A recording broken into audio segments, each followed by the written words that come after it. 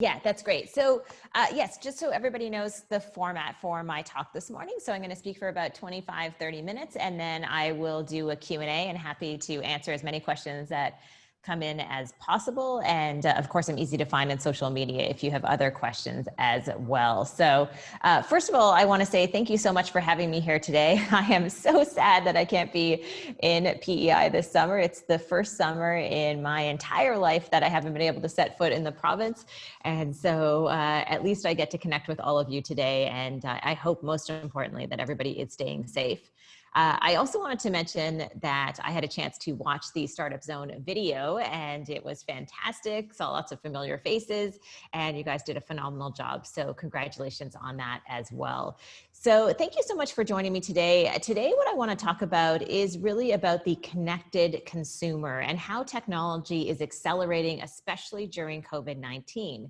I think this is something, if you just sit for a second with your coffees and you think about what's happening today in the world, I think we all recognize that acceleration is happening. So things are moving fast and furiously ahead. Now, if you've been at my past presentations at the Startup Zone, I usually start off and I show a couple of photos, and I've added a photo to this slide. What I want to show here is technology adoption throughout the years. And I want to start with this image here at St. Peter's Square. And the first picture that we can see here is remembering Pope John Paul II. As you can see in this photo, there's not a lot of technology except for one tiny little flip phone in the bottom right-hand corner. Fast forward 8 years, and in 2013, here we have a gathering as well at St. Peter's Square. And as you can see, almost every single person that is gathered here has some type of mobile device in their hands. And I want you just to stare at these images for a second and think about that change. As I mentioned before, you might have seen me show these images at a past presentation. And I think it just really speaks to the acceleration of technology in our lives as consumers. But I think what none of us expected is that in 2020, St. Peter's Square would look like this. Here we have the spring of 2020, Pope Francis, who is live streaming on Zoom. There is no one gathered in the square because people cannot gather and be close together except for one person who has his phone to take some pictures. And when I look at all of these images stitched together over the course of 15 years, I am reminded very quickly about how much has changed in our lives and how much of this change really is unexpected. And I think if I want to do one thing with all of you today, that is to talk about this acceleration, but also give you some tools and techniques to be able to adapt and survive during this time. As a business owner myself and being from Prince Edward Island, again, I know it can be difficult sometimes to adapt to new technologies and adopt new technologies, but I hope today will help you through that.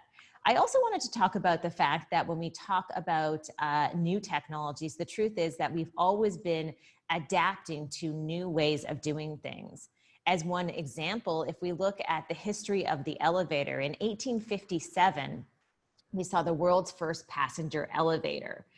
And we saw in 1900, the automatic elevator was invented.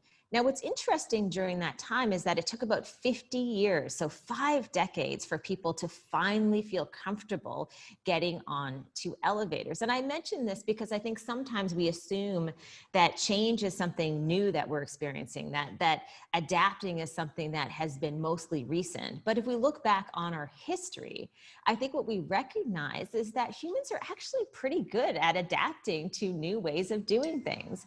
And it's a reminder for all of us, this is a uniquely human thing. We are able to adapt over time and get through these challenging periods in history.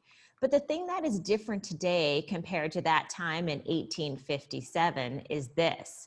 When we look at the change we're facing today, and this is especially true during COVID-19, change has never happened this fast before, and it will never be this slow again.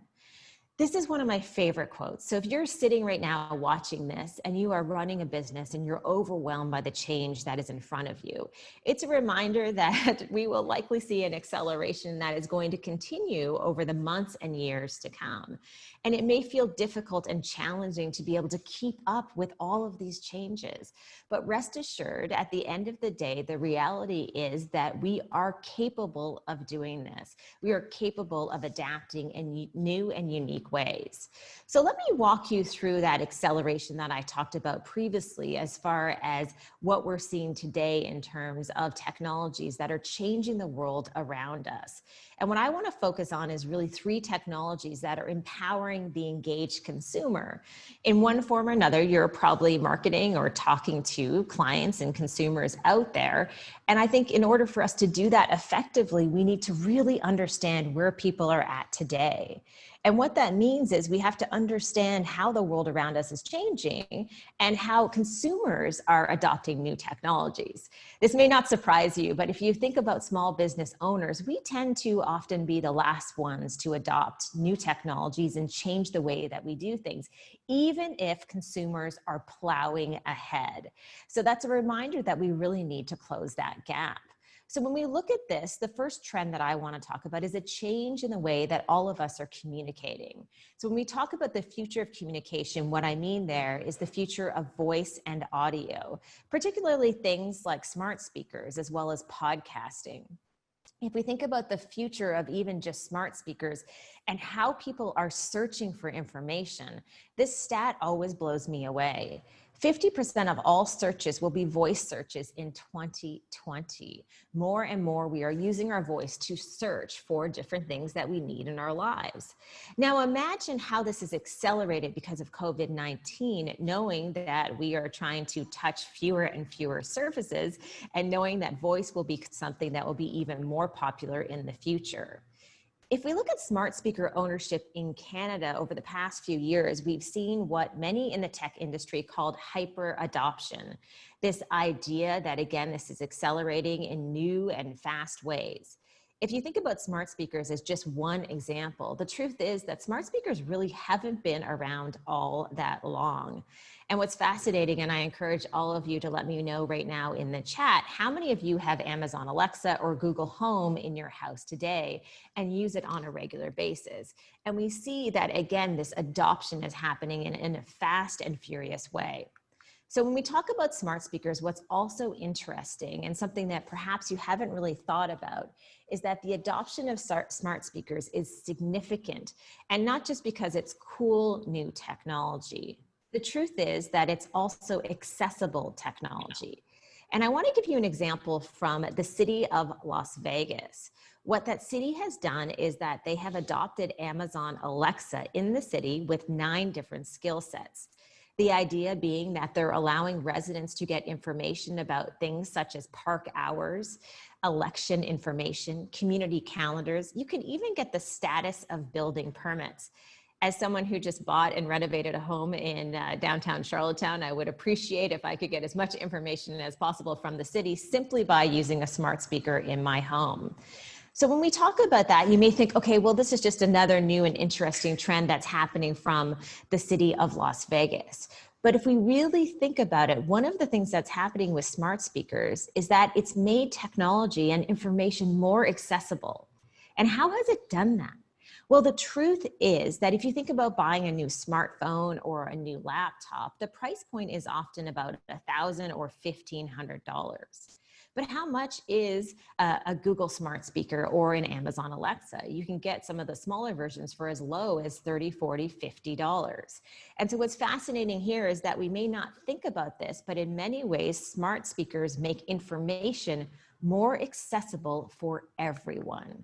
And we're not just seeing this in cities around the world. We're also seeing this on campus in colleges as one example. At Arizona State University, they have already adopted smart speakers on campus.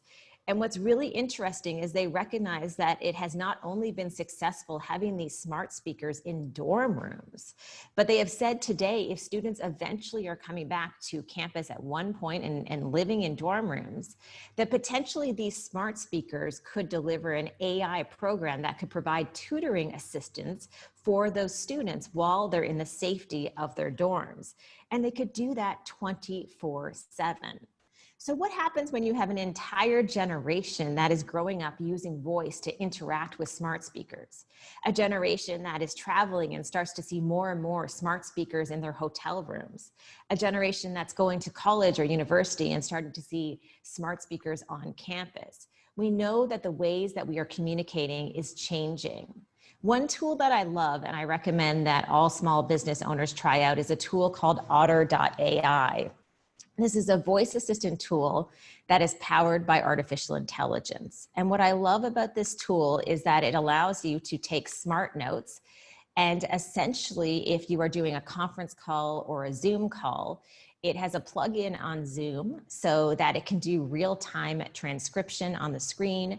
And that gives you information about what was said during that Zoom call or that telephone call. And the intelligence built inside of that is that it's able to actually detect different voices and parse out the conversation so you can identify who committed to what responsibility during that call. This is just one example when we talk about the power of artificial intelligence that is going to change the world in front of us today. And when we look to the future and talk about what's happening today as far as that acceleration, I want to share 3 examples of things that are happening during COVID-19 that again really amplify what's happening with voice and smart speakers today. As one example, Amazon's Alexa voice assistant can now help you diagnose COVID-19. Now, it does not replace your doctor, so let's make sure we all understand that. But the idea is instead that what it allows you to do is to understand what symptoms we may see with COVID-19, and it will walk you through them. We're even seeing in South Korea right now that they're using smart speakers with the elderly, and they're doing this to recognize loneliness. So they're saying that if an older person has a smart speaker in their home, if all of a sudden they know that that person has not been asking for information from that smart speaker or there's not a lot of noise in the house, they recognize that someone needs to check up on that individual. And it doesn't stop there. It's not just about accessibility and the elderly. We're also seeing this with the next generation. Another example here is Google has launched a new voice assistant and app to teach kids to read using the power of artificial intelligence. Again, another example of acceleration during this difficult time during the pandemic. And when we talk about that hyper adoption that I mentioned off the top of my presentation, we see that with adoption of smart speakers and usage among US adults right now. And we're seeing the same trends happening in Canada today.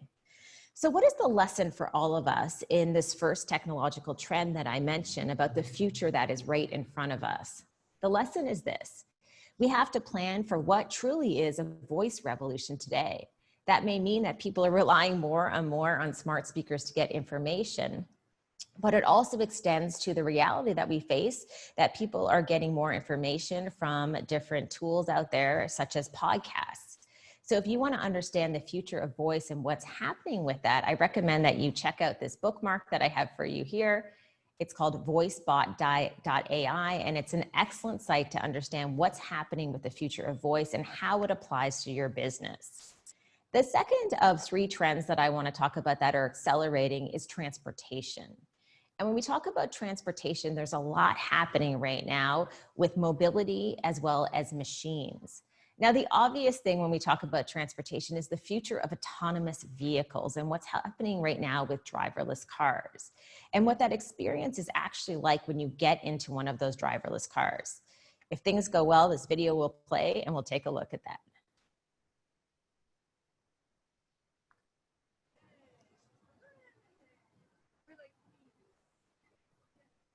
You said, relax. You don't need to do nothing. It knows when you need to stop. It knows when you need to go. It actually rides better than my own car. Yes, sure. What she really liked was that it slowed down before it went around a curve and then accelerated in the in the curve. curve. She's always trying to get me to do it that way. That's the way I learned in a high school driver's ed. So that could be the first experience when you get into one of these driverless cars, and that could be what it looks like for many of us. And what's happening right now with driverless cars, if we look to a place such as the state of Florida, we're seeing some incredible innovation that's taking place there in terms of community accessibility in places like the villages, where we see autonomous transportation such as vans that are taking people around that community. We're also seeing this with food delivery in Miami, and we're also seeing driverless trucks on the roads in Florida that are being tested today. And I mention this because probably deep down, I hope that we see more of this innovation happening here in Canada in our own backyard, and even in places like Prince Edward Island. And I believe the possibilities are endless as far as what could be taking place there today in terms of piloting. We're also seeing on university campuses, again, if we look at the next generation of what's happening with autonomous vehicles. Here's an example of a pilot project on campus where what they're doing with these shuttles is allowing students to get from one point to another point with these shuttles today. So it was a pilot project where driverless vans essentially shuttled people around the campus. And you can only imagine how incredible that was, especially for those students who maybe couldn't walk long distances and all of a sudden were able to get into these shuttles. They're not just any shuttles, as you can see, they're driverless, they're also electric. They even have Wi-Fi in them as well. So when we think about the future of autonomous transportation, there's something all of us need to be reminded of. And it's that the reality is that there are thousands of people who are killed every single year on the roads here in Canada. And the truth is, with new technology such as autonomous vehicles, what we could see is a massive reduction in the number of deaths. But really the question is, will we ever get to zero fatalities? It's unlikely. And this is a reminder for all of us, if we think about the future, don't let the perfect be the enemy of the good. Just because something isn't perfect does not mean you shouldn't pursue it.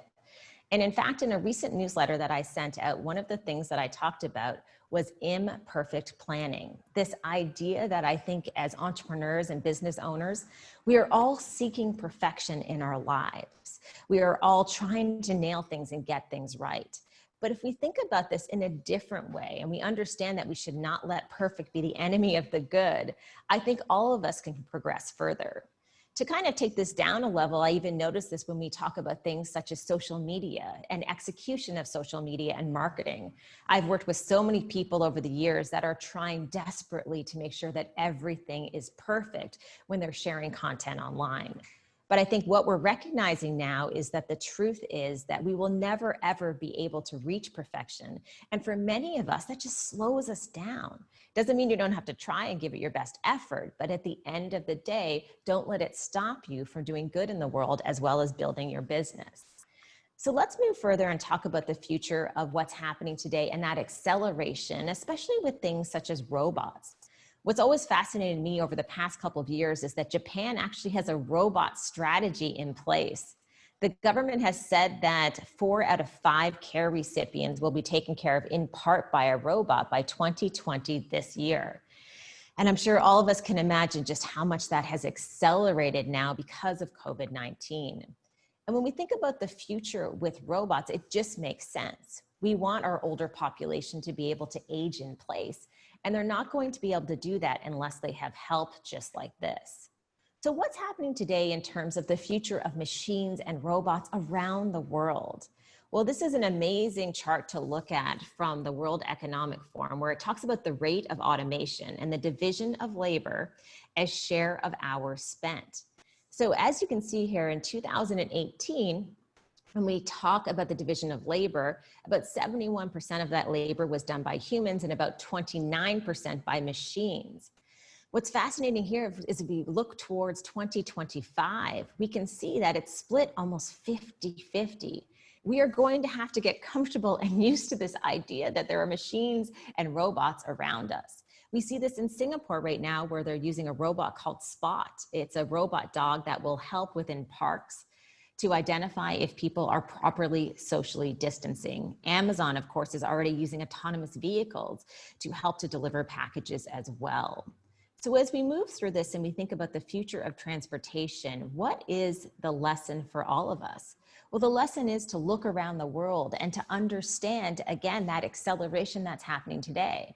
It may have felt before COVID-19 as though things were going to take 5 or 10 years to actually happen when we talked about things such as robotics and artificial intelligence.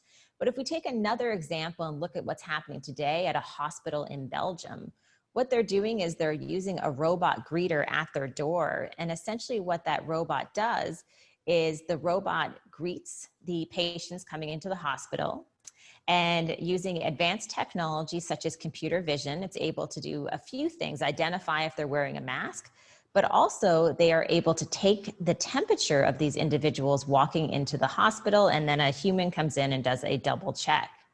When I look at robots like this, we think, okay, this is obvious that this is going to be something that exists within healthcare. But what's also interesting, if we look at what's happening today in China, is that they're using these robots in schools. So I know we all have fear, myself included. I have an 11-year-old, and just the thought of him going back to school in September is frightening. In China, they're using a very similar robot to this in schools, so that when kids walk into their school, what the robot does is the robot takes the child's temperature and also does mask detection to make sure that they're wearing their mask properly. And I'm sure you can only imagine how much fun kids would think this was. I'm sure they would name the robot, dress the robot up, and definitely enjoy that experience more than a human doing it. The robot's expensive right now. I think it's about $35,000 to $40,000. But we imagine over the coming years how much these price points are going to drop and how much more this technology is going to be accessible for everyone. So what can we learn from this? What is the lesson when we talk about the future of transportation? And I fully recognize that there are many of you watching who are small business owners like myself, who are not in the business of transportation or robotics or machines. But I would argue that we are essentially all leaders. And as leaders, we need to understand this future that is fueled by artificial intelligence. And with that future, we have to understand how to lead in these new times. So I recommend 2 things here. One, that you check out this link, which is an AI leadership toolkit. What this is essentially a guide to understand, whether you're in the technology sector or whether you do marketing, how to lead in new and innovative times. And I also want to recommend that you check out this book called Loonshots. It's probably one of the best books that I've read over the past couple of years. And what I absolutely love about this book is that the author, Safi Bahcall, he talks about how we need crazy ideas right now to be able to change the world. And I will admit that before I read this book, when someone would come to me and they would say, you know, Amber, I have a really crazy idea.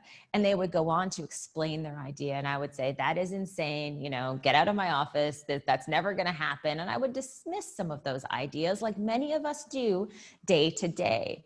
But after reading this book, what I recognize that some of the most crazy and important ideas that we've had over the past 100 years, they would have been dismissed had not one person said, you know what, let's try this. And so I encourage you, next time someone comes to you on your team, or maybe it's you and you have a crazy idea in mind, it's worth pursuing. Because if we look at the state of the world that we are in right now, I would argue also it's a very fragile world, a world that is entirely broken. And we will not be able to fix this world unless we put some crazy ideas in place. The last section I want to talk about in terms of technological trends is probably one of the most important. And this will affect the future of work. And that is all about productivity, specifically automation and artificial intelligence. We know that businesses of all kinds that successfully apply AI could increase profitability by an average of 38% by 2035. And why is that? That is because there are a lot of things that we do right now that could be automated. And when we look to the future of work, this is a chart I always love to share at all of my events to really understand how this future is changing. Nearly 50% of jobs are at risk of changing in the coming decades. This is a chart that you can check out from Bloomberg, where you can input pretty much any job title imaginable and understand the likelihood of automation. This is something I love to talk about with our son, so he understands where the job opportunities are in the future. Now, if we think about skills of the future, this is also an important conversation and an exciting one as well. When we look to declining skills, we see things such as manual dexterity, endurance, and precision. We also see management of financial and material resources is another thing that is going to be declining as far as a skill set in the future. But the things that we see that are growing skills are the things that make us uniquely human. Analytical thinking, I would even add empathy here, creativity, originality, initiative, technology design, and programming. All of these things will be growing skills in the future because these are things that machines cannot yet do. And I think that's the exciting opportunity in front of us. When we talk about automation, let's look at some different sectors and how automation is affecting those places. Customer service is a great example. We know that AI bots will power about 85% of customer service interaction by 2020. Again, you're going to constantly see the year 2020 in my presentation, which we are in right now. But what's also interesting is if you look back to the very beginning of COVID-19, I was fascinated to learn about a call center in Michigan.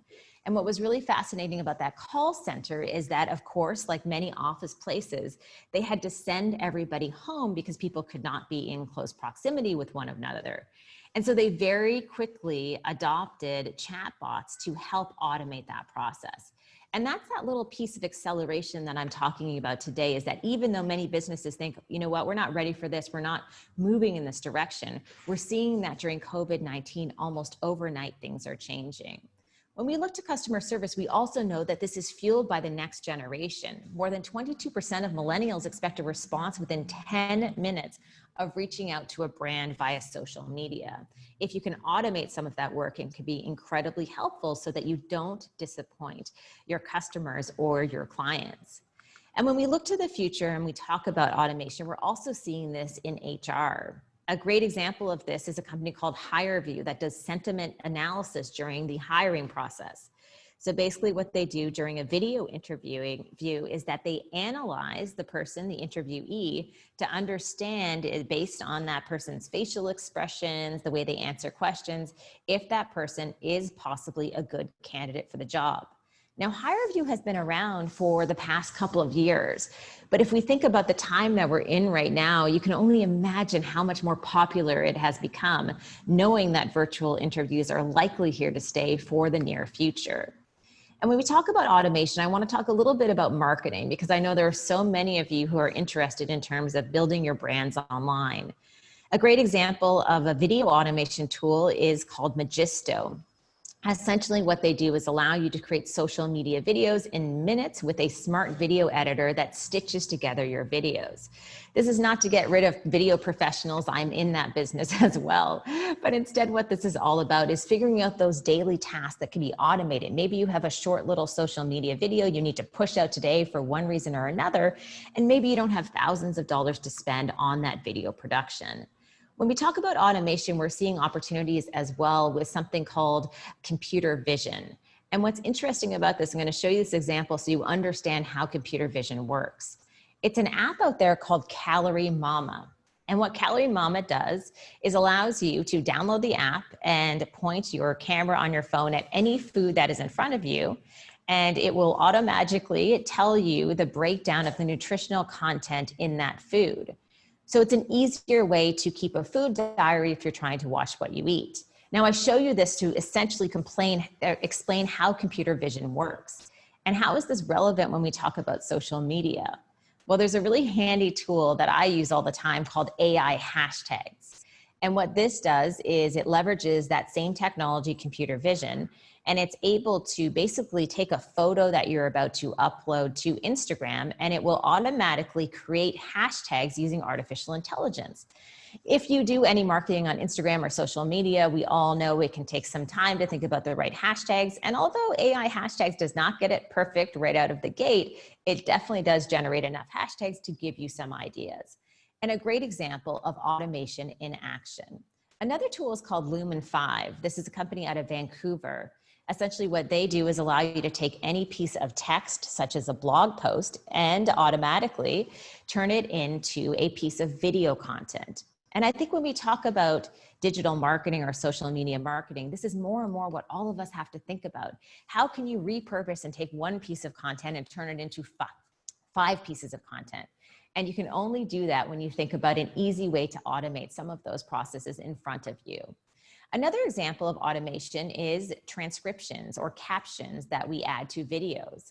A tool that I love is called Big View. Big View will automatically turn your phone or your iPad into basically a teleprompter. So if you are creating videos and you want an easy way to be able to have the text or script that you're reading on the screen while you're recording that video, Big View will do just that. But of course, it will also add those captions to those videos as well, which again is more and more important as we think about accessibility in the future. So let's move forward from here and talk a little bit more about automation and what's happening today. When we talk about automation and understanding the different tools that are around us, if I think about the entrepreneurs and business owners who are watching today, this quote is incredibly important. And the quote is this: "The illiterate of the 21st century will not be those who cannot read and write, but those who cannot learn, unlearn, and relearn." Those who cannot learn, unlearn, and relearn. So the truth is, we live in a time right now where learning and relearning and unlearning are absolutely critical to our path in the future. I could probably present to you today and then do an entirely different presentation next week because that's how much has changed. And I think we have to accept that as we move forward. So if you think about that quote in context to what's happening with automation and artificial intelligence, the truth is it will benefit all of us if we understand how we can leverage technology to change our businesses and how we're able to try something new almost every month. I have a small team of people here at Amber Mac Media. There are fewer than 10 employees. And you know, every so often we want to try something new and it doesn't always succeed. But again, it goes back to that idea of experimentation and just trying some of the technologies that exist out there and embracing some of those opportunities. So that's my third lesson for you today when we talk about productivity. How can you embrace automation opportunities that are in front of you? How can you find those tools and technologies that will take away those pain points that you have day to day, whether it's in accounting or in marketing? And another book I wanted to recommend is called Human and Machine. And what I love about this book is it talks about that human and machine partnership in the future. When we talk about machines, so often many of you are probably thinking about robots of the future that could potentially take over the planet. But we have to start thinking about machines in many ways as technology and software and computers and robots and those things that can truly aid in our future and help us to be able to close this gap as far as being more productive down the road. So I'm almost done and I want to open it up to questions in just one second. But I do want to ask all of you this question. Are you ready for the future that is in front of us? A future that may seem frightening, a future that clearly is filled with change, a future that none of us expected, especially during COVID-19. But I believe a future that can have the potential for growth, the potential for success. Again, if we open our minds and put in the time and effort to learn how this technology can help us down the road. So I want to do a quick recap of the 3 different technological trends that are accelerating right now and the lessons I shared today. The first being communication, planning for the voice revolution that's in front of us, whether you start a podcast or use internal tools such as Otter.ai to help to automate things within your organization. What we can take away from the transportation piece in terms of what's happening with the future of transportation is that we all need to find the courage to pilot things, to try things, to experiment with things in the future. From a productivity standpoint, how can we embrace those automation opportunities that are right in front of us today that could help our businesses save time and save money, something that of course we're all thinking about as we run these businesses in the future. And I want to leave you with just 2 slides. The first being one that I've shared at past events, and I think this is especially true today. If everything seems under control, you're just not going fast enough. And that's a lot how it feels and how overwhelming it is for all of us, myself included. And I also wanted to show you one more time the slide where we started. if we think about technology adoption throughout the years, a 15-year span, and we think about how quickly technology was adopted by consumers gathering here at St. Peter's Square within that 8-year span from one mobile device to everybody having mobile devices. And who would have ever predicted that in 2020 there would be no one gathered there and we would have Pope Francis who was broadcasting on Zoom? There's a lot of unknowns in the world. There's a lot of things we cannot know for sure. And as we try to move forward, it's essential, I think, for all of us to understand that mistakes will be made. But more importantly, I think the learning process has to be intact as far as us being able to build our businesses today that will succeed tomorrow. I have about 10 minutes left for questions, and I wanted to thank everybody who is watching for your time. Thank you, Amber. That was incredible. We definitely have a lot of questions in the chat. We might have time for one or two of them, but if not, folks know how they can get in touch with us. So our first question we have is, what makes a new or existing trend catch your eye? Are there any preliminary trends that you have on your eye that you're willing to share? Yeah, I mean, I think that's a really great question. I think the thing that usually catches my eye when I see any type of new trend is, to be honest with you, Twitter is kind of my go-to, and I know it's a horrible cesspool of trolls and information, but I do find that Twitter can be a great place, especially if you can curate lists to follow thought leaders and understand trends that are in front of us. I would say that most of the trends that I have my eye on and recognize the opportunities, I think they come through Twitter and just seeing people out there who are experimenting, and you see the bubbling up of chatter around some of these new technologies, and it's worth paying attention to. And I think the coolest thing is, you know, not to make this the longest answer in the world, but I grew up in Dunstaffnage on PEI in a really old farmhouse on a party line. I went to a 2-room schoolhouse. And, you know, I never thought PEI could be a place that can compete. And I feel the exact opposite today. I feel as though, you know, PEI is positioned as well as any other place to be able to compete in this world if we just keep pushing forward and we keep building businesses and coming up with ideas and becoming thought leaders that are truly world-class. So I would encourage people to, you know, have your finger on the pulse in terms of understanding, and Twitter, I think it can be a great place for that. Oh, sorry, I'm on mute. Very technical difficulties this morning. Another question we have in the chat here. So what's your advice to legislators as we work to protect the public, empower business, and drive productivity growth? Specifically the process of regulatory change that has been very slow in the past. And we still need to find a better balance in the future. So what are your thoughts on that? Yeah, I mean, I think that's a great question. I mean, I think one of the things that makes me feel excited and optimistic about when we think about the future of Canada from a government perspective is that I believe that COVID-19 has also put many of our government officials in a place where we recognize that that acceleration has to happen. I think we've seen it, whether it's testing vaccines, we've certainly seen it in manufacturing. If we look at a company like Inksmith, that is now the Canadian Shield, they went from having 5 or 6 employees in March to manufacturing face shields, and I think there are 300-400 employees today. So again, I think there's a lot of fear in Canada in some ways about us trying new things, and we tend to wait to see other countries do it first. And I think the most important thing is recognizing that we are a highly educated country. We're a very progressive country, and we have the potential, especially with our technology community that we have here today, to be real leaders in this space, not just to create technology that is bought out by large American or Chinese companies, but technology that can continue to be homegrown technology that lives on in Canada. So, you know, we also need leaders in place, I think, who understand that technological shift that's happening right now. And I think we're seeing glimpses of that everywhere. Awesome. Yeah. And then another question kind of based on that technological shift we're seeing, and kind of going back a step, someone had an interesting question. Do you think we'll see a day when the majority of the public don't know basic addition and subtraction?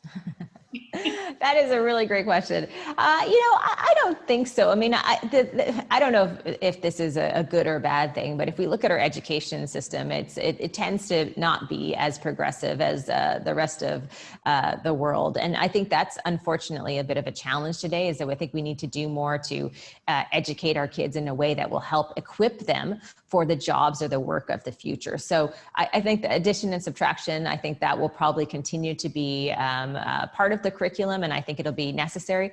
But perhaps, the emphasis on those type of jobs will not be as significant in the future. So I think it's a good question. And, also recognizing, even going back to smart speakers, if you think about math problems or other issues, memorization is a great example of that. Kids are already learning how to use smart speakers to ask these questions. And I'm not saying that they shouldn't have to go to school and learn, but what skills can we teach them that will help them with the jobs that are going to exist in the future, that require critical thinking, that require collaboration? I mean, in my opinion, those are the things that we need to focus on. And if I can say anything about the political environment that we're in today, I was very disappointed with the last federal election that there wasn't a lot of talk about the future of work, because that's something that is changing rapidly, and we need to understand that as well. So to me, it feels like we need those people in positions of power, whether it's in the education sector or in politics, that are truly able to understand that the jobs of the future are entirely different than they were from when they were growing up. That's a great answer. I think we have time for one more question, and I think you'd have some pretty good insights in this one. But what are the trends right now related to podcasting? Oh, that's another really great question. I think the trends that we're seeing right now with podcasting is that it's not just audio anymore. Many of the biggest and most successful podcasts are also recording video and creating YouTube channels. I think we see that everywhere around with podcasting. So if you're going to record it, you may as well, put up a video camera, even if it's a phone, and record some video as well, because people also love video content. That's one trend that we're seeing with podcasting. I think we're also seeing branded podcasting. The past couple of podcasts that I've done, both the AI Effect and Marketing Disrupted, were both presented by Accenture. So I think if you want to start a podcast, you should probably recognize too, there are opportunities for small businesses to sponsor those podcasts. I think that's become more acceptable along the way. And they definitely can be revenue generating as well over time. So those are probably the two trends that I'm seeing that are the most significant. Awesome. Thank you so much, Amber. This was all amazing. And then one more time, if folks want to get in touch with you after this, where can they find you? So I'm at Amber Mac everywhere. And you can also subscribe to my newsletter. It's ambermac.com/newsletter. That goes out every Tuesday. There's no strings attached. It's not a paid thing. It's just basically to help you keep up to date on technology. And the last thing I'll say about my newsletter is this. Even if there were 0 subscribers, I would still do this newsletter, because there's nothing that has helped me more over the past 3 years than curating and writing this newsletter, because it forces me to identify 10 trends or stories or apps or technologies that are making a difference. So even the process of putting out a newsletter, don't be obsessed with the number of subscribers you have. How does it help you stay relevant? And this has been a big part of it for me with this particular newsletter. That's amazing. Thank you so much, Amber. Thank you, guys. Good luck with your event. I hope it's awesome. And I hope that next summer, or maybe even later this year, I'll see some of you in Charlottetown and I can actually visit my new house. I hope so too. Have a great rest of your summer. Thanks, everyone. Bye. Bye.